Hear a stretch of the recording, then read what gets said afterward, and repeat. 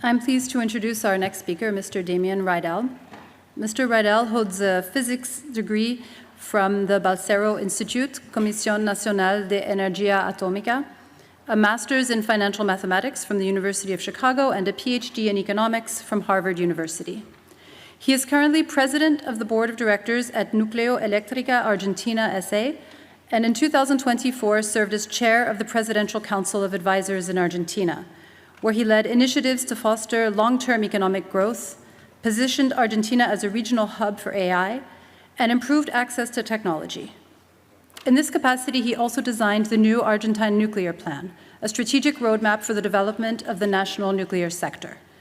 In 2019, he was appointed senior fellow at the Mosavar Romani Center for Business and Government at Harvard Kennedy School. From 2015 to 2018, Dr. Reidel was second vice president of the Central Bank of Argentina, representing the country at the G20 and the Financial Stability Board. Mr. Reidel.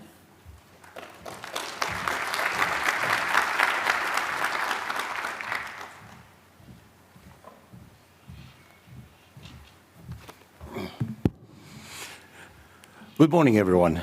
It's an honor to be speaking at this international symposium on AI and nuclear at the IAEA. This is where the world gathers to think clearly and act responsibly about the technologies that will be shaping our future. So thank you very much for the invitation. Thank you, DG Grossi, for having me here. Let me start with a couple of words about Argentina itself. As you are probably aware, Argentina is undergoing a very deep transformation in political terms, in economic terms, and also in technology. Led by President Milei, Argentina is rejoining the Consensus of Nations and is embracing again the ideas of freedom that were long held in very deep esteem.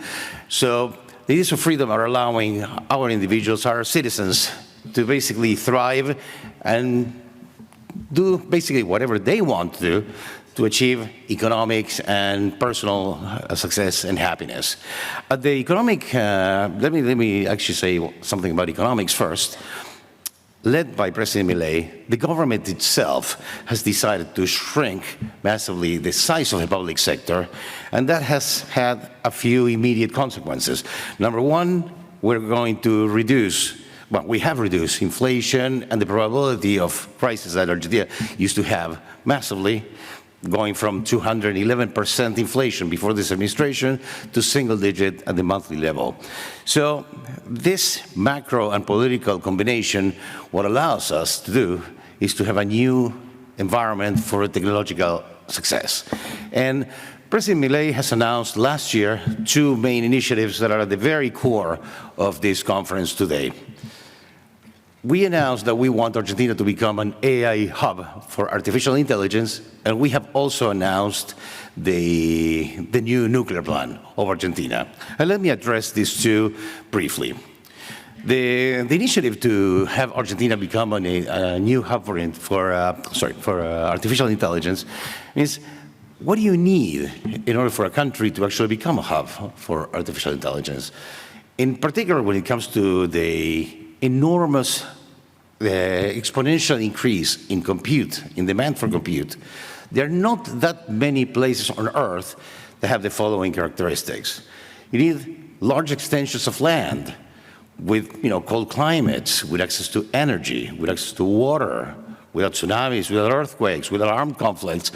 There are not that many places on Earth that enjoy all these characteristics together. Argentina actually has them. And just to give you one example about how these things are going, OpenAI has announced less than 2 months ago Stargate Argentina initiative. They announced first last year Stargate with President Trump, and now we're proud to say that Argentina has joined this initiative. We're going to install a 500 megawatts data center somewhere in Patagonia, still not disclosed.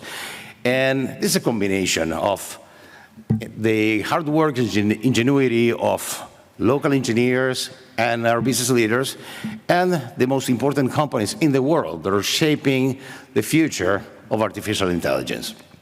Now, let me switch to the nuclear program in Argentina. this massive increase in compute demand that the world is experiencing needs more energy. We know that. But what kind of energy? It's not any kind of energy that the world wants and needs. We need energy that has three main characteristics. It has to be clean, stable, and scalable. Why clean? Obviously, if we're going to have a massive increase in energy demand and supply, we want the type of energy that will keep the world a clean place to live. So this is obvious. When it comes to stable, you need stability because the capacity utilization, the capital utilization of these massive new projects, that are the data centers, you need many nines in 99.999% reliability in order for these massive investments to actually be working for the people who are building them. So clean, stable, and scalable. Obviously, scalability, if we're going to have some type of energy that will serve the needs of this massively increasing demand for power, obviously you want something that grows with the needs of these data centers. Well, we know, if you're sitting here, is that because you know that the type of energy that actually delivers on these three main demands is nuclear energy. But not any type of nuclear energy. As we know, for decades, nuclear energy has been really, I would say, on the decline. It was a mix of different types of reasons, but I would say now we're watching and experiencing a renaissance on nuclear technology. Why? Because it's basically, as we said, the only type of energy that actually today will be able to deliver on the promises and on the needs that this new AI revolution is going to demand from us. And so not only do we want nuclear energy, we want the next generation of nuclear reactors, the next generation of nuclear technology. And why am I talking about Argentina? As I said, I just gave you an example of how Argentina is participating in the AI revolution through this Stargate Argentina initiative that has been announced in October. But what role are we playing now in the development of the next generation of nuclear technology that is what the world needs? Let me tell you a little story. It was 1985, and a group of Argentine nuclear engineers, before the acronym existed, before SMRs were a thing, before it was cool, so to speak, they had a dream. They decided to design and construct the first SMR. This project was called the CARM, and look, in 1985, we did not have the technology, we didn't have the physics, we didn't know the physics, we didn't have the engineering knowledge that we need today to be able to produce these things. And for 40 years, imagine, when you don't have all these things, it's very difficult to produce this new technology. However, what do we have in Argentina that is actually absolutely top quality for the world? And that's why we want to present it and to share it with the world. We had a group of engineers, cohorts of engineers. In fact, most of them studied at the Instituto Balseiro, where I proudly studied physics myself. For decades, they have been working on miniaturization of nuclear technology. This is exactly what the world needs today. There will be many, many projects right now, different types of technology, molten salts, from PWR reactors, but what they all need in order to develop the next generation of SMRs is small. Small is beautiful, but small is difficult. So small is beautiful and difficult, and what do you need? You need the human capital that can actually have been thinking for decades on how to make it small and beautiful, achievable. And this is us. So the miniaturization of nuclear technology is something that at the very core of the nuclear Argentine sector has been really one of the key things that we have been working on. So I am deeply honored to be in charge of the Argentine nuclear plan. And one of the things that we're really working to do is to develop the next generation of nuclear reactors, the next generation of SMRs. And these new reactors are here. As William Gibson said, I was going to actually use, but Rafael stole it from me. Well, that's the benefit of speaking first. This thing of predicting is very difficult, especially about the future. I guess I should have known that that was something that somebody would say. But I have a second quote. So this This you didn't say. The second quote is by William Gibson, which says the following: "The future is already here. It's just unevenly distributed." So this is something that this needs for the next generation of SMRs.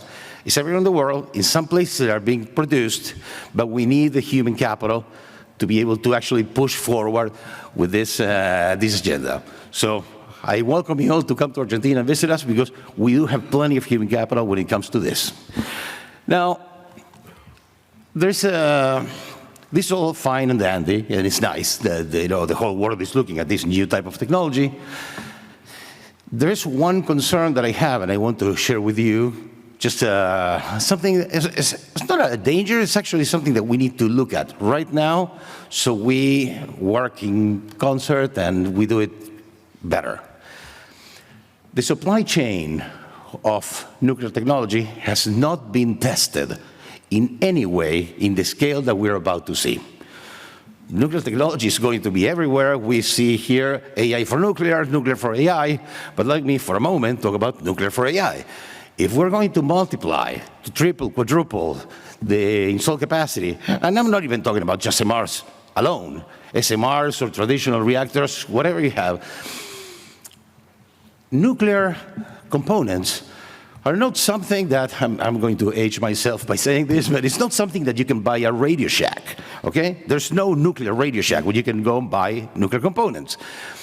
And if we don't think about this deeply, we're going to have the supply chain of all these nuclear components tested to limits that we have never seen. So this is something that we need to plan right now. It's not only about how many reactors we're going to build and where we're going to build them and what kind of AI new technologies are going to help us develop them quickly and more efficiently.